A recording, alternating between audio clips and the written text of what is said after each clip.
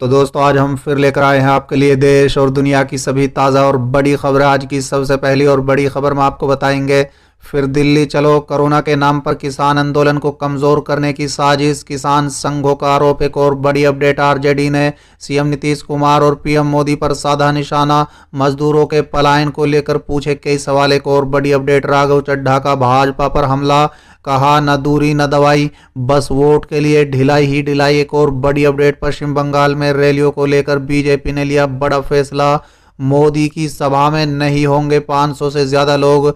वहीं अगली बड़ी खबर में आपको बताएंगे, बंगाल में माकपा का तंज, कहा मोदी की भूमिका पार्टी प्रचारक की, प्रधानमंत्री की नहीं। वहीं अगली बड़ी खबर में आपको बताएंगे, कोरोना के कहर के बीच पलायन कर रहे प्रवासी मजदूरों के हक में राहुल बोले, उनके खाते में पैसे डाले मोदी सरकार। एक और बड़ी अपडेट, बिहार पंचायत चुनाव पर बड़ी खबर, तय समय पर ही होंगे इलेक्शन, राज्य निर्वाचन आयोग ने घोषित की ट्रेनिंग की तिथि। एक और बड़ी अपडेट, आंदोलन तेज करने को किसान नेताओं के ऐलान के बाद दिल्ली के बॉर्डर ट्रैफिक मूवमेंट के लिए बंद। वहीं अगली बड़ी खबर में आपको बताएंगे, बंगाल में हावड़ा सीट पर बीजेपी टीएमसी के बीच होगा कड़ा मुकाबला, बताएंगे क्या है चुनावी समीकरण।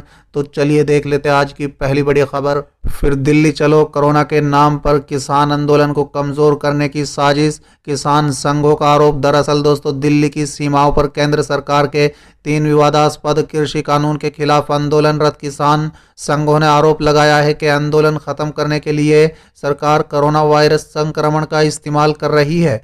संयुक्त किसान मोर्चा ने स्पष्ट किया है कि प्रस्तावित संसद मार्च की तारीख अभी तय नहीं की गई है। मोर्चे ने आरोप लगाया है कि किसानों के विरोध को खत्म करने के लिए कोरोना वायरस के एक बहाने के तौर पर उपयोग कर रही है। पिछले साल भी सरकार ने ऐसा ही कर आंदोलन को खत्म करने की कोशिश की थी। मोर्चा के नेता योगेंद्र यादव ने दिल्ली के सिंगू बॉर्डर पर संवाददाताओं को संबोधित करते हुए आरोप लगाया है कि कोरोना वायरस पर सरकार का पाखंड उजागर हो गया है। मंत्री और नेता चुनावी रैलियां कर रहे हैं, ऐसे में दूसरों पर सवाल उठाने का कोई अधिकार नहीं है।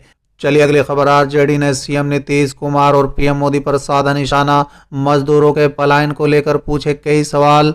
दरअसल दोस्तों, देश की राजधानी दिल्ली में कोरोना के बढ़ते प्रकोप को देखते हुए सोमवार की शाम से अगले 6 दिनों तक संपूर्ण लॉकडाउन की घोषणा की गई है। दिल्ली सरकार के इस घोषणा के बाद प्रवासी मजदूर फिर एक बार हजारों की संख्या में पलायन करते दिख रहे हैं। दोस्तों बता दें, दिल्ली के आनंद विहार बस स्टैंड से मजदूरों के पलायन की जो तस्वीर सामने आई वो झकझोरने वाली है। दोस्तों बता दें, उन्हीं तस्वीरों को शेयर करते हुए आरजेडी ने केंद्र और राज्य सरकार पर निशाना साधा। आरजेडी ने अपना आधिकारिक ट्विटर हैंडल से ट्वीट कर कहा है कि बिहार के मेहनतकश श्रमिक और कुशल कामगार आजीविका के लिए दूसरे प्रदेश में पलायन क्यों करते हैं। नीतीश कुमार और नरेंद्र मोदी मजदूरों का कष्ट क्यों नहीं समझते, उन्हें बस अपनी कुर्सी और रैलियों की चिंता है। नीतीश कुमार, नरेंद्र मोदी और डबल इंजन सरकार की गलत नीतियों के कारण फिर बिहार के श्रमिक भाइयों को वापस बिहार लौटना पड़ रहा है। चलिए अगली खबर, राघव चड्ढा का भाजपा पर हमला, कहा न दूरी न दवाई, बस वोट के लिए ढिलाई ही ढिलाई। दरअसल दोस्तों, आम आदमी पार्टी ने कोरोना के प्रकोप के बीच भाजपा की चुनावी रैलियों पर हमला किया है। आम आदमी पार्टी के वरिष्ठ नेता और विधायक राघव चड्ढा ने कहा है कि भाजपा बंगाल चुनाव में जीत दर्ज करने के लिए न दरवाजा न दवा, बस वोट ढिलाई और ढिलाई ही ढिलाई के तर्ज पर प्रचार कर रही है। उन्होंने कहा है कि भाजपा नेता पश्चिम बंगाल और असम में बड़ी सार्वजनिक पार्टियों को संबोधित कर रहे हैं और कोरोना के कहर के बीच भारी भीड़ जुटा रहे हैं। राघव चड्ढा ने कहा है कि इसे तत्काल बंद किया जाना चाहिए। पीएम मोदी का नारा है कि देश को झुकने नहीं देंगे, जबकि हमारा नारा होना चाहिए कि हम देशवासियों को मरने नहीं देंगे। उन्होंने कहा है कि भाजपा को जवाब देना चाहिए कि 2 से 4 चुनाव जीतने पर भी क्या फर्क पड़ेगा, पार्टी आएंगी लेकिन महामारी से मरे लोग वापस नहीं आएंगे। चलिए अगली खबर, पश्चिम बंगाल में रैलियों को लेकर बीजेपी ने लिया बड़ा फैसला, पीएम मोदी की सभा में नहीं होंगे 500 से ज्यादा लोग।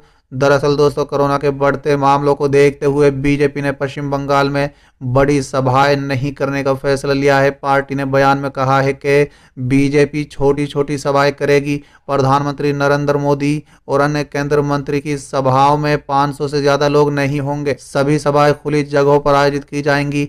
पार्टी ने कहा है कि पश्चिम बंगाल में 6 करोड़ मास्क और सैनिटाइजर बांटने का लक्ष्य रखा गया है।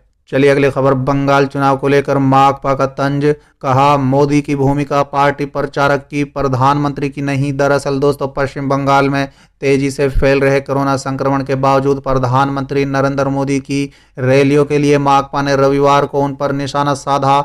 माकपा ने कहा है कि प्रधानमंत्री की भूमिका किसी पक्षपाती पार्टी प्रचारक की लग रही है, देश के प्रधानमंत्री की नहीं। हम भारतीय महामारी से जूझ रहे हैं। दुर्भाग्य से हमारे पास कोई केंद्र सरकार नहीं है, हमारे पास चुनाव प्रचारकों वाली पीआर कंपनी है। माकपा महासचिव सीताराम येचुरी ने अपने ट्वीट में कहा है कि भारत सबसे कठिन दौर से गुजर रहा है, लेकिन पीएम अपनी रैलियों में व्यस्त हैं। उन्होंने कहा है कि उसकी पार्टी ने पहले ही बड़ी रैली आयोजित नहीं करने का फैसला किया है।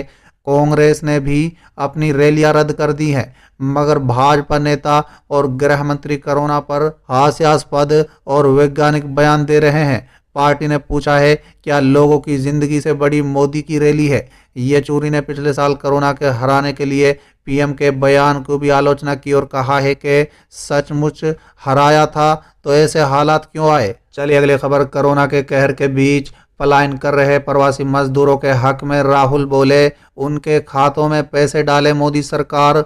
दरअसल दोस्तों दिल्ली और महाराष्ट्र समेत देश के अलग अलग शहरों और हिस्सों में लॉकडाउन लगने के बाद प्रवासी मजदूरों ने एक बार फिर गांव की ओर से पलायन शुरू कर दिया है। दोस्तों बता दें बड़ी संख्या में प्रवासी मजदूर बस अड्डों और रेलवे स्टेशन पर पहुंचे हैं। प्रवासी मजदूरों के हक में कांग्रेस के पूर्व अध्यक्ष राहुल गांधी ने आवाज बुलंद की। उन्होंने एक बार फिर प्रवासी मजदूरों के बैंक खातों में रुपए डालने की मांग की है। चलिए अगली खबर, बिहार पंचायत चुनाव पर बड़ी खबर, तय समय पर ही होंगे इलेक्शन। राज्य निर्वाचन आयोग ने घोषित की ट्रेनिंग की तिथि।